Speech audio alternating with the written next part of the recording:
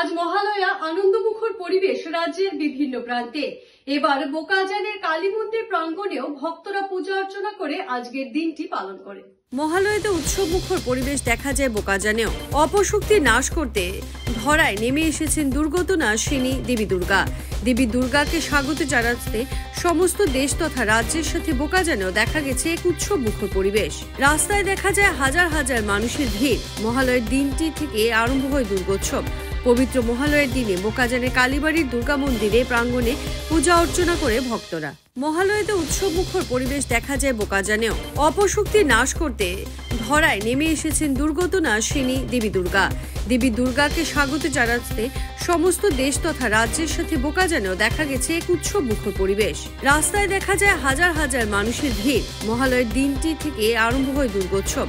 পবিত্র মহালয়ের দিনে বোকাজানের কালীবাড়ির দুর্গা মন্দিরে প্রাঙ্গণে পূজা অর্চনা করে ভক্তরা। যে কোনো খবরের জন্য যোগাযোগ করুন 7099017330 এবং 7099017110 নম্বরে।